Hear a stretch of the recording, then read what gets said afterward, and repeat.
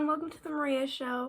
Today I'm going to be reviewing Twice Upon a Time, the second book in the Half Upon Time series. If you want to just skip to my thoughts on the book, the timestamp for that will be in the comments and the description. But first, I'm going to be doing a quick overview of the whole plot of the book.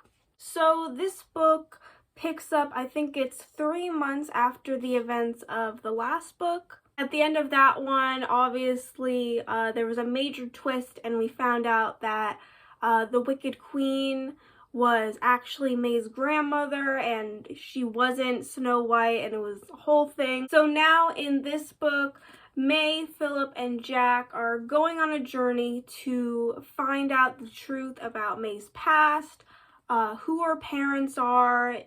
Is she actually related to the Wicked Queen? So the book starts off with them going to the fairylands, hoping to find answers there. But before they could get those answers, they discover that the Wicked Queen has sent a sleeping spell on the kingdom, and that a whole horde of dragons are headed towards the kingdom and are going to destroy it. I think it's in 3 days. So now their goal is to find someone who can break the spell and have them wake up before the dragons show up. So they go on a whole journey to find someone who can break this spell. They go through Neverland, meet Peter Pan, they become mermaids and go into a sea kingdom. And inevitably, they finally found someone who they think might be able to break the spell.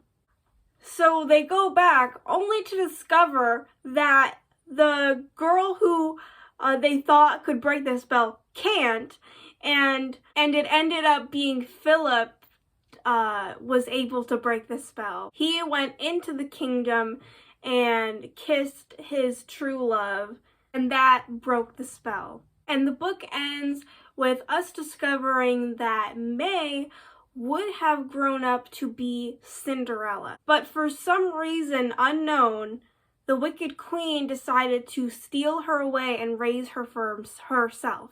And also, Jack discovers that the eye that has been talking to him in his dreams is actually his sister Jill, and he goes off with her to join the Queen's eyes. So, now to get into my thoughts on the book.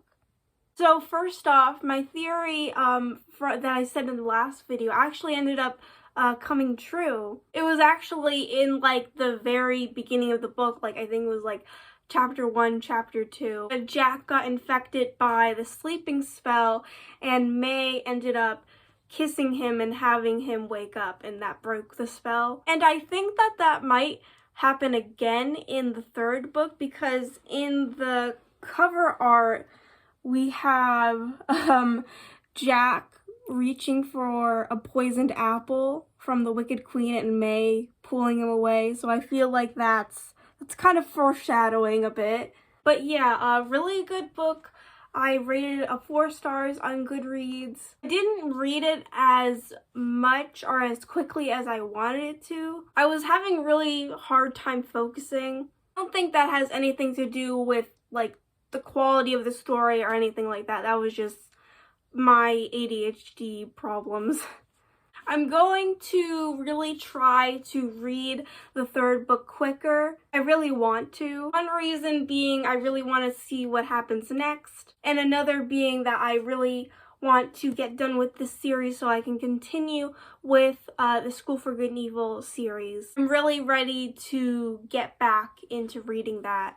We've seen the first clips for the School for Good and Evil movie that's coming out on Netflix, and that made me really excited. That looks so good. Really excited for that movie. Might actually do a movie review on that when it comes out.